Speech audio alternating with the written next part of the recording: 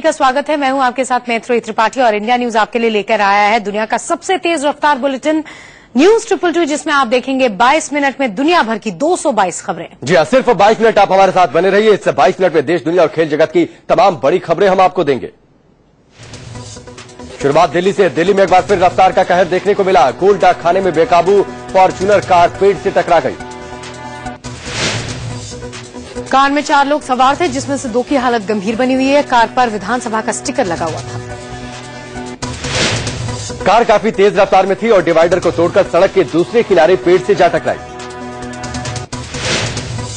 जम्मू कश्मीर में बाढ़ के हालात बेहद खराब हो गए हैं। तबाही में मरने वालों का आंकड़ा 110 तक पहुंच गया है। प्रधानमंत्री नरेंद्र मोदी आज जम्मू कश्मीर के बाढ़ प्रभावित इलाकों का दौरा करेंगे। मोदी सुबह 9 बजे पहुंचेंगे। प्रधानमंत्री की ओर से बाढ़ के हालात पर एक बैठक बुलाई, जिसके बाद प्रधानमंत्री ने दौरे का फैसला लिया। सूत्रों से खबर है कि प्रधानमंत्री मोदी सबसे पहले जम्मू जाएंगे और वहां हवाई दौरा करेंगे। इसके बाद वो कश्मीर जाएंगे। पीएम ने तबाही के शिकार लोगों के लिए मुआवजे का ऐलान किया। मारे गए लोगों के परिजनों को 2-2 लाख का और घायलों को 50-50 हजार रुपए का मुआवजा दिया जाएगा। कांग्रेस नेता गुलाम नबी आजाद ने पीएम को चिट्ठी लिखकर जम्मू कश्मीर के हालात पर राष्ट्रीय आपदा घोषित करने की मांग की। खराब मौसम के चलते जम्मू कश्मीर पहुंचे राजनाथ हवाई दौरा नहीं कर पाए। राजनाथ ने सड़क मार्ग से हालात का जायजा लिया। राजनाथ सिंह ने कहा कि राज्य में बाढ़ ने भारी नुकसान किया है। इस मुश्किल घड़ी में केंद्र राज्य सरकार के साथ है। गृह मंत्री ने कहा कि एक अंतर मंत्रालयी दल राज्य में हुए नुकसान का आकलन करने के लिए भेजा जाएगा। राजनाथ सिंह ने कहा कि राज्य सरकार राज्य आपदा राहत कोष से 1100 करोड़ रुपए का इस्तेमाल कर ले। इसका 90% पैसा केंद्र से आता है। इससे पहले राजनाथ सिंह ने श्रीनगर पहुंचकर बाढ़ प्रभावित इलाकों का जायजा लिया। राजनाथ सीएम उमर अब्दुल्ला के साथ बाढ़ प्रभावित इलाकों को देखने गए। राजनाथ सिंह के साथ राज्य मंत्री जितेंद्र सिंह ने भी बाढ़ प्रभावित इलाकों का दौरा किया। मुख्यमंत्री उमर अब्दुल्ला ने बताया कि लोगों को बचाने के लिए आज से हेलीकॉप्टर की मदद ली जाएगी। इंडिया न्यूज की टीम ने जम्मू कश्मीर के योजना मंत्री अजय सरहोत्रा के साथ हेलीकॉप्टर के जरिए बाढ़ के हालात का जायजा लिया। जम्मू कश्मीर के पुलवामा में राहत बचाव काम में लगे सेना के 9 जवान बह गए, जिसमें से 7 जवानों को बचा लिया गया है। बाकी 2 जवानों की तलाश जारी है। लगातार हो रही बारिश से नदियां उफान पर है, जिससे कई इलाकों में बाढ़ के हालात पैदा हो गए। थल सेना और वायुसेना ने ज्वाइंट रेस्क्यू ऑपरेशन चलाया। जम्मू में हेलीकॉप्टर के जरिए कई लोगों को सुरक्षित जगहों पर ले जाया गया। जम्मू में 108 बीएसएफ जवानों को वायुसेना की मदद से एयरलिफ्ट किया गया। जम्मू के आरएसपुरा सेक्टर में बीएसएफ के 95 जवानों को एयरलिफ्ट किया गया। अखनूर में सेना ने 1000 लोगों को सुरक्षित जगह पर पहुंचाया। भटिंडा से एनडीआरएफ की 2 टीमें घाटी भेजी गई। जम्मू के कठुआ में एसडीआरएफ की टीम ने एक गर्भवती महिला समेत 6 लोगों को बचाया। ये लोग ऊज नदी की लहरों में फंस गए थे। राजौरी जिले में भी बारिश और बाढ़ का कहर जारी है। यहां लाम नदी के उफान से लोगों में दहशत है। जम्मू कश्मीर में भारी बारिश और बाढ़ के चलते कई हाईवे बंद हो गए हैं। घाटी में चिनाब, तवी नदी, कई नदियां खतरे के निशान से ऊपर बह रही। 300 किलोमीटर लंबे जम्मू श्रीनगर हाईवे को भी बंद कर दिया गया है। श्रीनगर में लगातार बारिश से लोग बेहाल हैं। झेलम नदी के उफान की वजह से श्रीनगर में बाढ़ के हालात पैदा हो गए हैं। शहर के कई हिस्सों में बाढ़ का पानी घुस गया। हालात देखते हुए दक्षिण श्रीनगर के कुछ इलाकों में रेड अलर्ट घोषित किया गया। झेलम नदी खतरे के निशान से 7 फीट ऊपर बह रही है, जबकि तवी नदी खतरे के निशान से 16 फीट ऊपर बह रही है। जम्मू में तवी नदी के उफान से लोग दहशत में हैं। नदी में इतना जबरदस्त उफान है कि कई फीट ऊंचा पुल भी डूबने की कगार पर है। जम्मू के उधमपुर में भारी बारिश के चलते एक मकान भरभरा के गिर गया। हादसे में 6 लोगों की मौत हो गई। बाढ़ और लगातार बारिश की वजह से माता वैष्णो देवी की यात्रा पर है कि कई फीट ऊंचा पुल भी डूबने की कगार पर है। जम्मू के उधमपुर में भारी बारिश के चलते एक मकान भरभरा के गिर गया। हादसे में 6 लोगों की मौत हो गई। बाढ़ और लगातार बारिश की वजह से माता वैष्णो देवी की यात्रा पर लगी रोक जारी है। श्राइन बोर्ड ने लोगों से फिलहाल वैष्णो देवी यात्रा को टालने की अपील की है। यात्रा पर पिछले 3 दिन से रोक लगी हुई है। वहीं दिल्ली से वैष्णो देवी जाने के लिए श्री शक्ति एक्सप्रेस ट्रेन की सेवा भी रोक दी गई है।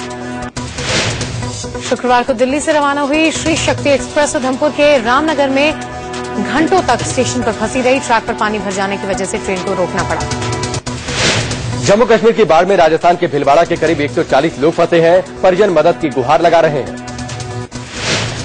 पंजाब के पठानकोट में ऊज नदी उफान पर है, जिससे भारत पाकिस्तान सीमा के पास बलियान इलाके के दर्जनों गांव बाढ़ की चपेट में है। पठानकोट में कई लोग बाढ़ में फंसे हैं। एनडीआरएफ की टीम रेस्क्यू ऑपरेशन में जुटी है। पंजाब के गुरदासपुर में भारी बारिश के चलते घर की छत गिरने से एक ही परिवार के 8 लोगों की मौत हो गई। भारी बारिश के चलते अमृतसर में एक मकान की छत गिरने से एक महिला सहित 5 लोगों की मौत हो गई। असम के 5 जिले भी बाढ़ की चपेट में है। 50,000 से ज्यादा की आबादी बाढ़ से प्रभावित है। नगांव, बरपेटा, धेमाजी, डिब्रूगढ़ और गोलाघाट जिलों में 250 से ज्यादा गांव बाढ़ में डूबे हुए हैं। पाकिस्तान के कब्जे वाले कश्मीर और उत्तरी पूर्वी पंजाब प्रांत में भी भारी बारिश के हालात बने हुए हैं। हाल बेहाल है। बाढ़ में अब तक 110 लोगों की मौत हो गई है। सबसे ज्यादा लाहौर शहर प्रभावित है। बताया जा रहा है कि पाकिस्तान में ये 30 साल की अब तक की सबसे भारी बारिश है। राहत और बचाव के काम के लिए सेना की मदद ली जा रही है। सेना के प्रवक्ता के मुताबिक सियालकोट, नरोबल, वजीराबाद और जलालपुर जट्टा में रेस्क्यू के लिए जवानों को तैनात किया गया है।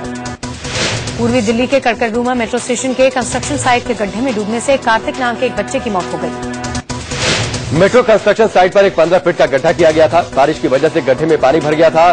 गड्ढे के पास ना तो कोई चेतावनी लिखी थी, ना ही गार्ड था। हादसे के बाद गड्ढे के पास चेतावनी का बोर्ड लगा दिया गया। दिल्ली के दिलशाद गार्डन के ई पॉकेट के फ्लैट नंबर 22 की चौथी मंजिल से एक महिला नीचे गटर में गिर गई। महिला को अस्पताल ले जाया गया, लेकिन इसकी मौत हो गई।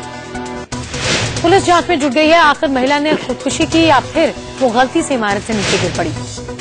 दिल्ली के वेलकम इलाके में प्यार से इनकार करने पर एक युवती की चाकू से गोदकर हत्या करने वाले शख्स को पुलिस ने गिरफ्तार कर लिया। पुलिस के मुताबिक इस शख्स ने अपना गुनाह भी कबूल कर लिया है।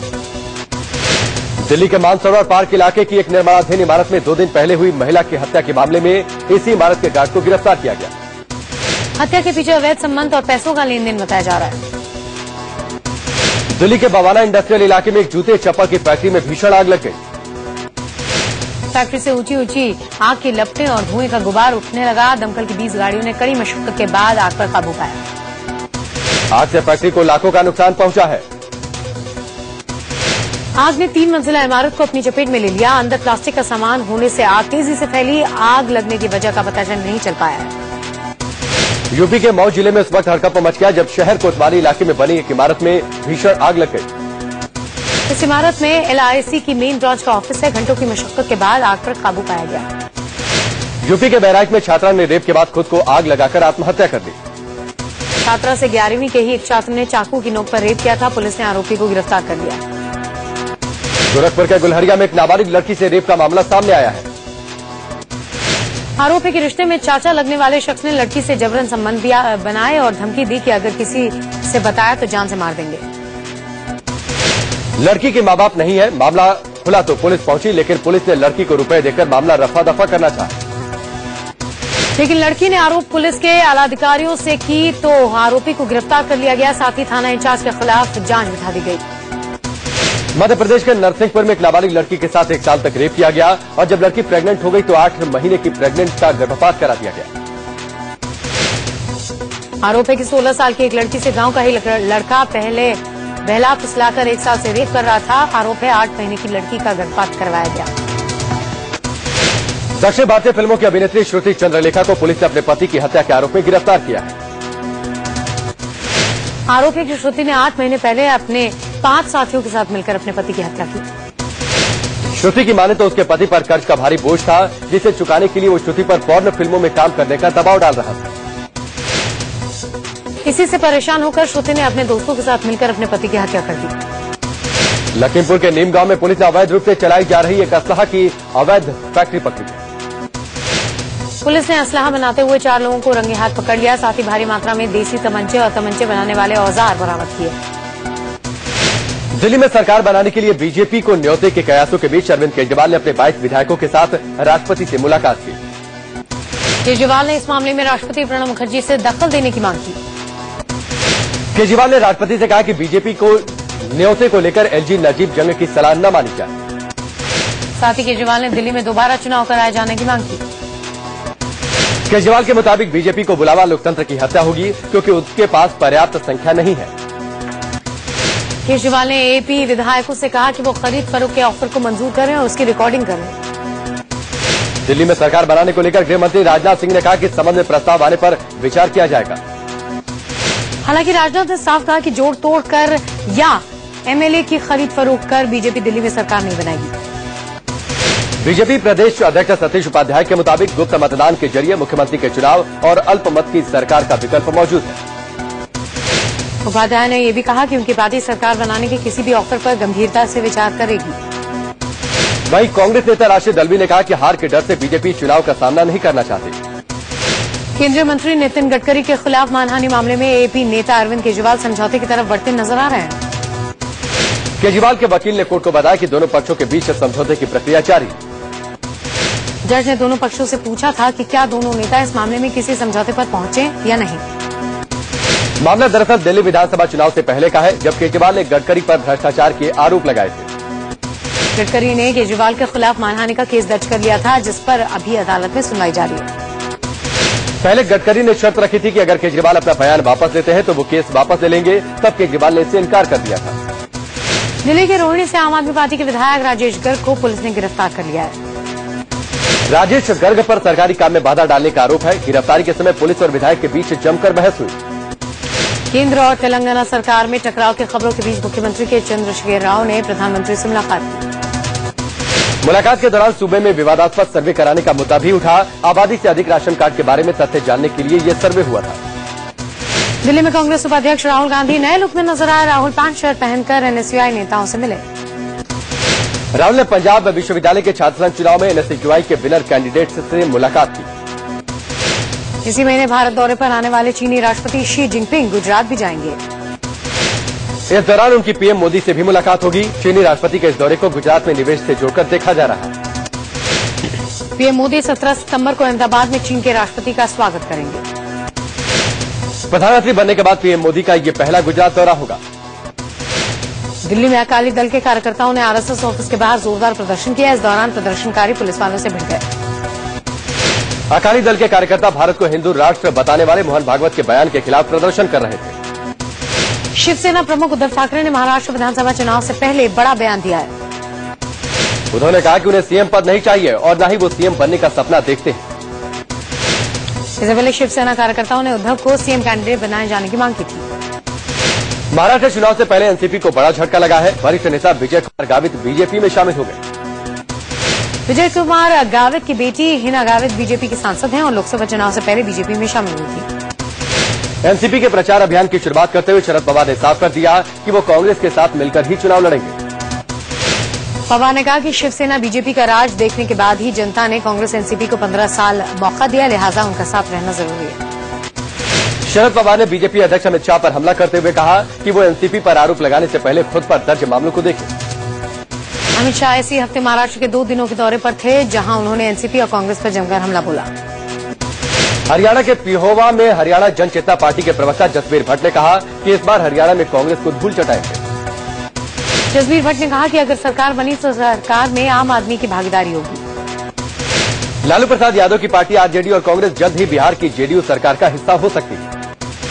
खबरों के मुताबिक अब बस लालू के मुंबई से लौटने का इंतजार किया जा रहा है, जो हार्ट सर्जरी के बाद अस्पताल में भर्ती है। पिछले महीने हुए विधानसभा उपचुनाव में तीनों पार्टियां मिलकर लड़ी थी और 10 में से 6 सीटें जीती थी।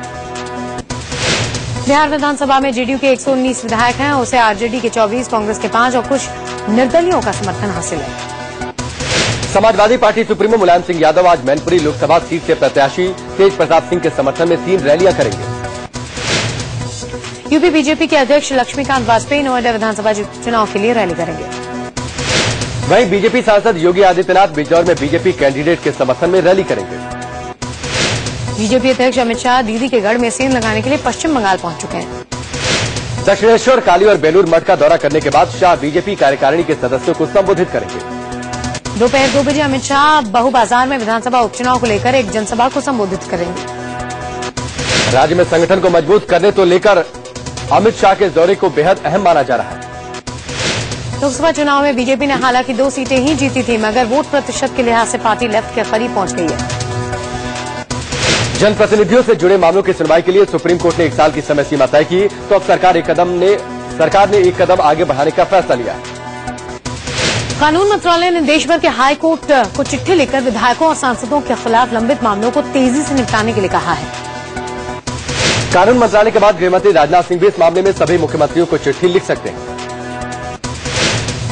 प्रधानमंत्री नरेंद्र मोदी इस बात पर जोर देते रहे हैं कि सांसदों और विधायकों से जुड़े मामलों को फास्ट ट्रैक कोर्ट में निपटाया जाए।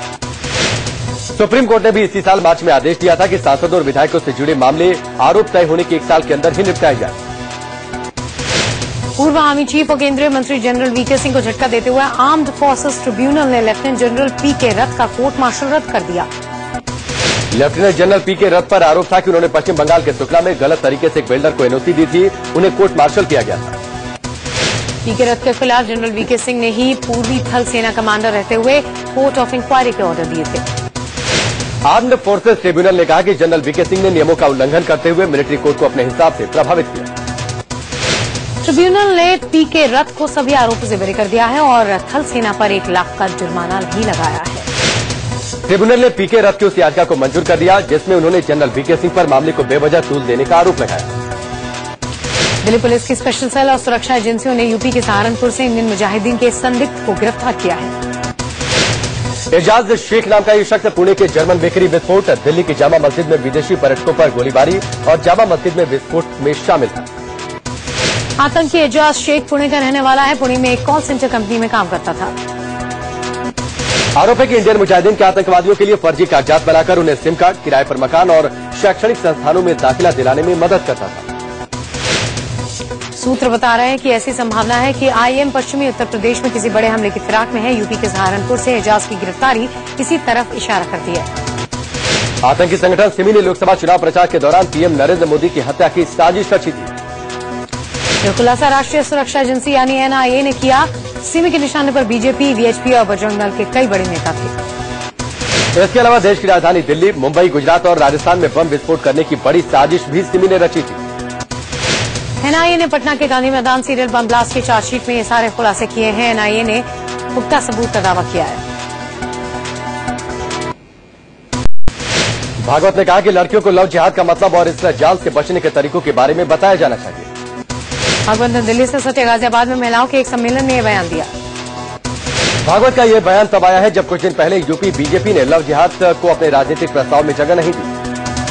बीजेपी ने भले ही अपने एजेंडे से लव जिहाद का मुद्दा हटा दिया हो, लेकिन संघ ने इसे अपने एजेंडे में रखा है।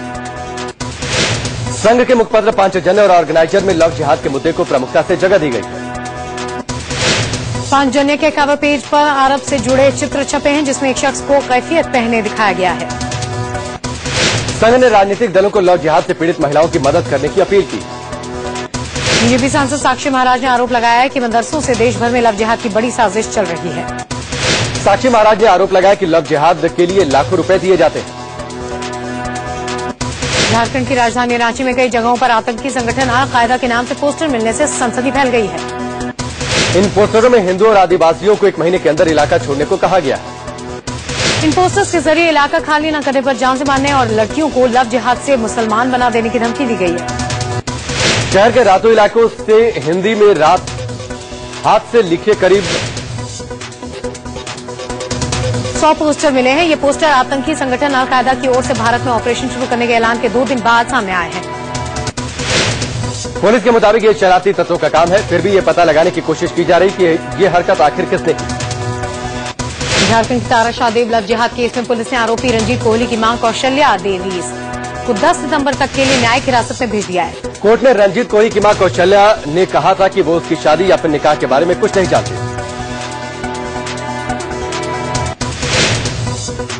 उसने तारा शाहदेव के साथ मारपीट के आरोपों से भी इंकार किया। कौशल्या की जमानत याचिका पर 17 सितंबर को सुनवाई होगी। मध्य प्रदेश के उज्जैन में लव जिहाद का मामला सामने आया, जहां एक रऊफ नाम के शख्स ने राजू नाम से एक लड़की को अपने प्रेम जाल में फंसाया। लड़की शादीशुदा थी और उसके 2 बच्चे भी थे। रऊफ के प्रेम जाल में फंसकर उसने अपने पति को छोड़ दिया और राजू के साथ रहने लगी। राजू के साथ रहते हुए लड़की को पता चला कि राजू मुस्लिम है और उसका असली नाम रऊफ है। इतना ही नहीं, रऊफ शादीशुदा था और उसके 3 बच्चे भी थे। थोड़े दिन बाद ही रऊफ लड़की पर धन परिवर्तन का दबाव डालने लगा और लड़की को पीटने लगा। पुलिस ने मामला दर्ज करके जांच शुरू कर दी है। यूपी के मुजफ्फरनगर में सड़क हादसे में केंद्रीय कृषि राज्य मंत्री संजीव बालियान बाल बाल बच गए। संजीव बालियान के काफिले की कारों को एक ट्रक ने टक्कर मार दी। काफिले की 3 गाड़ियों के परखच्चे उड़ गए, लेकिन उनकी गाड़ी बच गई। चंडीगढ़ में ट्रैफिक पुलिस के जवान को गाड़ी से कुचलने की कोशिश का एक और मामला सामने आया। संदीप नाम के कांस्टेबल ने कार चालक को रोकने की कोशिश की तो उसने संदीप पर ही गाड़ी चढ़ा दी। मौके पर मौजूद ट्रैफिक पुलिस के बाकी जवानों ने कार चालक को पकड़ लिया। कांस्टेबल संदीप को काफी चोटें आई। मेरठ के एक घर में कई दिनों से पड़े शव को पुलिस ने बरामद किया। शव के पास ही मृतक का भाई भी मौजूद था। मकान में 2 भाई रहते थे, जिसमें से एक की मौत हो गई थी। मौत की वजह भी साफ नहीं है। झारखंड में दुमका जिले के प्राइमरी स्कूल में मिड डे मील खाने से 135 बच्चों की हालत बिगड़ गई है। आनंद फानन में दुमका के सदर अस्पताल में इन्हें भर्ती कराया गया है। इतनी ज्यादा संख्या में भर्ती हुए बच्चों के लिए अस्पताल में जगह नहीं होने के चलते बच्चों को अस्पताल की फर्श पर ही लेटना पड़ा। बताया जा रहा है कि बच्चों ने दोपहर में चावल और सब्जी खाई थी। अब जांच की जा रही है कि बच्चे बीमार कैसे पड़े। इलाहाबाद विश्वविद्यालय में बीए फर्स्ट ईयर के छात्र के साथ रैगिंग का मामला सामने आने से हड़कंप मच गया। बड़ी संख्या में छात्रों ने जुलूस निकालकर चीफ प्रॉक्टर का घेराव किया और रैगिंग रोकने की मांग की। बताया जा रहा है कि 3 सितंबर को बीए के एक छात्र को उसके सीनियर ने जबरन सिगरेट पिलाने की कोशिश की। देहरादून में एक सरकारी स्कूल में बच्चे हेलमेट लगाकर पढ़ाई कर रहे हैं। कई बच्चे अपने घर से हेलमेट लेकर आते हैं और कई बच्चों ने सरकार से हेलमेट देने की मांग की है। दरअसल स्कूल की इमारत इतनी जर्जर है कि बच्चे अपनी जान हथेली पर लेकर स्कूल में पढ़ाई करने जाते हैं। इसी बात का विरोध जताने के लिए बच्चों ने यह तरीका अपनाया। स्कूल की इमारत से प्लास्टर गिरने से बच्चे कई बार घायल हो चुके हैं। पटना और बनारस के बीच क्रूज सेवा की शुरुआत हो गई है। गंगा नदी में राजमहल ने अपनी पहली यात्रा की शुरुआत कर दी। पटना से बनारस की 222 किलोमीटर की जल यात्रा पूरी करने के लिए क्रूज को 7 दिन लगेंगे। एक और से एक टूरिस्ट की टिकट 17,000 रुपए की होगी। लोगों ने कई दिन पहले ही इसकी पूरी टिकट बुक करा ली है। इस क्रूज से वाटर टूरिज्म में लोगों की दिलचस्पी बढ़ी है। चीनी राष्ट्रपति शी जिनपिंग के भारत दौरे को देखते हुए दलाई लामा के कार्यक्रम को स्थगित करवा दिया गया है। ये कार्यक्रम 18-19 सितंबर को दिल्ली में होना था, मगर इसी दौरान चीनी राष्ट्रपति भारत दौरे पर होंगे। चीन में लोग अब जानवरों के साथ खाने का मजा ले सकते हैं। पियोजन पोलर ओशियन वर्ल्ड में इसका इंतजाम किया गया। ओशियन वर्ल्ड में पानी के अंदर एक टनल बनाया गया है। इस टनल में लोगों को खाना दिया जाएगा और आसपास मछलियां तैरती रहेंगी। ISIS को लेकर ब्रिटेन में एक नई मुसीबत सामने आ गई है। ब्रिटेन से 600 लोग ISIS के साथ जिहाद में शामिल हो गए हैं। अब तक ऐसी 6 लड़कियों की पहचान की जा चुकी है जिन्होंने जिहादियों से शादी कर ली है। अमेरिकी राष्ट्रपति बराक ओबामा ने कहा कि सीरिया और इराक में ISIS को सहयोगी देशों के साथ मिलकर आतंकियों को हराएंगे। पाकिस्तान में नवाज शरीफ के लिए सिरदर्द बन चुके इमरान ने कहा है कि नवाज शरीफ जब तक इस्तीफा नहीं देंगे धरना जारी रहेगा। अफगानिस्तान से आ रहे विमान को जबरन उतारने का मामला सामने आया। इस खबर से अमेरिका में हड़कंप मच गया। विमान उतारने के मामले में ईरानी अधिकारियों ने बताया विमान की सही जानकारी नहीं मिलने पर गड़बड़ी हुई। विमान में कई अमेरिकियों समेत 100 लोग सवार थे। हालांकि विमान को कुछ घंटों बाद ही रवाना कर दिया गया।